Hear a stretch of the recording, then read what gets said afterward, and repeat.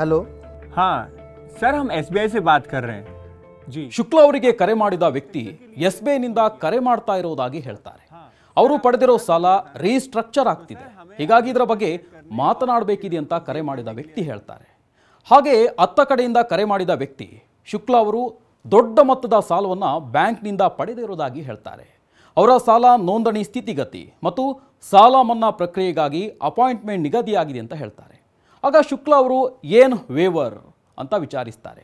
ಆಗ ಕರೆ ಮಾಡಿದ ವ್ಯಕ್ತಿ ಇದು ಬ್ಯಾಂಕ್ ಪರಿಚಯಿಸಿರೋ ಸ್ಕೀಮ್ ಆಗಿದೆ, 10 ವರ್ಷಗಳ ಹಳೆಯ ಸಾಲವನ್ನು ಮನ್ನಾ ಮಾಡಲಾಗ್ತಿದೆ, ಇದರ ಅಡಿಯಲ್ಲಿ ಶುಕ್ಲಾ ಅವರ ಸಾಲ ಕೂಡ ಸೇರಿದೆ ಅಂತ ಹೇಳ್ತಾರೆ. ಶುಕ್ಲಾ ಅವರೇ ಎಷ್ಟು ಮೊತ್ತದ ಸಾಲ ತೆಗೆದುಕೊಂಡಿದ್ರಿ ಅಂತ ಕೇಳ್ತಾರೆ. ಅದಕ್ಕೆ ಅವರು 10 ಲಕ್ಷ ರೂಪಾಯಿ ಅನ್ನೋದನ್ನ ತಿಳಿಸ್ತಾರೆ. ಅದಕ್ಕೆ ಆ ವ್ಯಕ್ತಿ ಅವರು ಈಗ 40,000 ರೂಪಾಯಿ ಪಾವತಿಸಬೇಕಾಗತ್ತೆ, ಆಗ ಬಾಕಿ ಇರೋ ಸಾಲದ ಮೊತ್ತ ಮನ್ನಾ ಆಗುತ್ತೆ.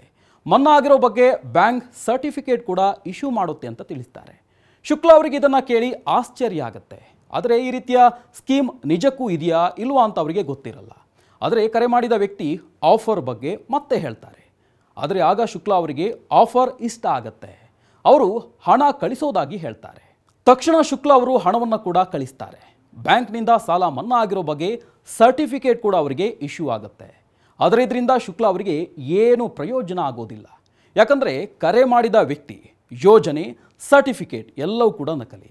ಶುಕ್ಲಾ ಅವರು ಈಗ ತಮ್ಮ ನಿರ್ಧಾರದ ಬಗ್ಗೆ ಪಶ್ಚಾತ್ತಾಪವನ್ನು ಪಡ್ತಿದ್ದಾರೆ. ಅವರು ಎಲ್ಲ ಹಣ ಕಳ್ಕೊಂಡಿದ್ದಾರೆ. ವಾಸ್ತವದಲ್ಲಿ ಬ್ಯಾಂಕ್ಗಳು ಈ ರೀತಿಯ ಸಾಲ ಮನ್ನಾ ಮಾಡೋದೇ ಇಲ್ಲ. ಶುಕ್ಲಾ ಅವರು ಸೈಬರ್ ವಂಚಕರ ಬಲೆಗೆ ಬಿದ್ದಿದ್ದಾರೆ. ಇದನ್ನೇ ಬ್ಯಾಂಕ್ ಲೋನ್ ವೇವರ್ ಫ್ರಾಡ್ ಅಥವಾ ಬ್ಯಾಂಕ್ ಸಾಲ ಮನ್ನಾದ ಆಮಿಷದ ವಂಚನೆ ಅಂತಾರೆ.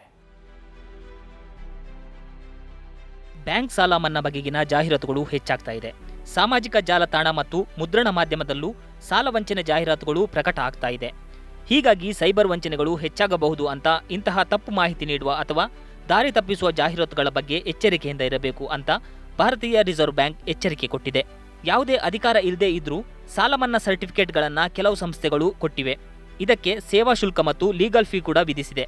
ಈ ಚಟುವಟಿಕೆಗಳು ಹಣಕಾಸು ಸಂಸ್ಥೆಗಳು ಮತ್ತು ಹೂಡಿಕೆದಾರರ ಹಿತಕ್ಕೆ ಮಾರಕವಾಗಿವೆ. ಜನರು ಇಂತಹ ನಕಲಿ ಮತ್ತು ವಂಚಕ ಜಾಹೀರಾತುಗಳಿಗೆ ಮಾರು ಹೋಗಬಾರದು ಎಂದು ರಿಸರ್ವ್ ಬ್ಯಾಂಕ್ ಜನರಿಗೆ ಕಿವಿಮಾತು ಹೇಳಿದೆ.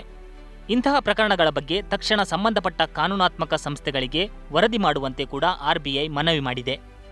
ಈಗ ಈ ಸೈಬರ್ ವಂಚನೆ ಹೇಗೆ ಕಾರ್ಯರೂಪಕ್ಕೆ ಬರುತ್ತೆ ಅನ್ನೋದನ್ನು ನೋಡೋಣ. ವಾಸ್ತವದಲ್ಲಿ ನಕಲಿ ಸಂಸ್ಥೆಗಳು ಮತ್ತು ಸೈಬರ್ ವಂಚಕರು ಕರೆ ಮಾಡಿ ಸಾಲ ಮನ್ನಾ ಆಗುತ್ತೆ ಅಂತ ನಂಬಿಸ್ತಾರೆ. ಕೇವಲ ಸಾಮಾನ್ಯ ಜನರು ಮಾತ್ರ ಅಲ್ಲ, ಕಿರು ಉದ್ಯಮಿಗಳು ಕೂಡ ಇದರ ಬಲೆಗೆ ಬೀಳುತ್ತಾರೆ. ಈ ಸೈಬರ್ ವಂಚಕರು ತಮ್ಮನ್ನ ಬ್ಯಾಂಕ್ ಪ್ರತಿನಿಧಿಗಳು ಅಂತ ಪರಿಚಯಿಸಿಕೊಳ್ಳುತ್ತಾರೆ. ಸರ್ಕಾರ ಹೊಸ ಸ್ಕೀಮ್ ತಂದಿದೆ ಅಂತ ಹೇಳ್ತಾ ಗ್ರಾಹಕರು ಎಷ್ಟು ಮೊತ್ತದ ಸಾಲ ಪಡೆದಿದ್ದಾರೆ ಅಂತ ಮಾಹಿತಿ ಕಲೆ ಹಾಕ್ತಾರೆ. ಇದರ ಒಂದಿಷ್ಟು ಭಾಗವನ್ನ ಮನ್ನಾ ಮಾಡೋದಾಗಿ ಹೇಳಿ ಗ್ರಾಹಕರ ಆಧಾರ ಮತ್ತು ಪ್ಯಾನ್ ವಿವರಗಳನ್ನು ತಗೋತಾರೆ.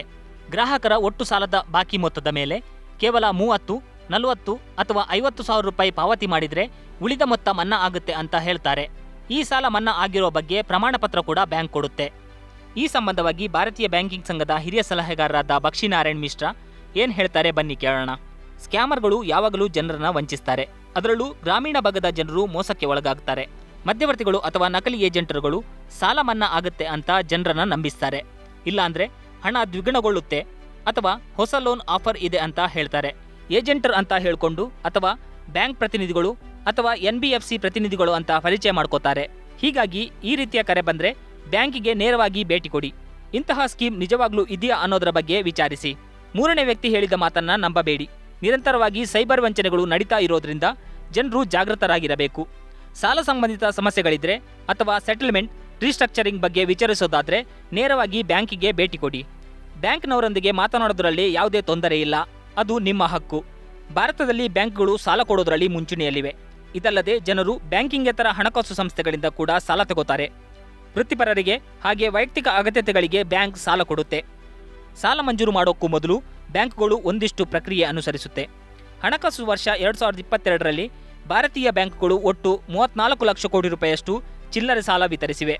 2023ರ ಫೆಬ್ರವರಿ ವೇಳೆಗೆ ಬ್ಯಾಂಕ್ಗಳ ವೈಯಕ್ತಿಕ ಸಾಲದ ಬಾಕಿ ಮೊತ್ತ 40 ಲಕ್ಷ ರೂಪಾಯಿಯಷ್ಟಿತ್ತು. ಅಂದರೆ 1 ವರ್ಷದ ಹಿಂದಿನ ಅವಧಿಗೆ ಹೋಲಿಸಿದರೆ 20% ಹೆಚ್ಚಳ ಕಂಡುಬಂದಿದೆ. ಅಂದರೆ ಹೊಸ ಸಾಲ ಹಾಗೂ ಬಾಕಿ ಸಾಲದ ಮೊತ್ತ ನಿರಂತರವಾಗಿ ಏರಿಕೆ ಕಾಣ್ತಾನೆ ಇದೆ.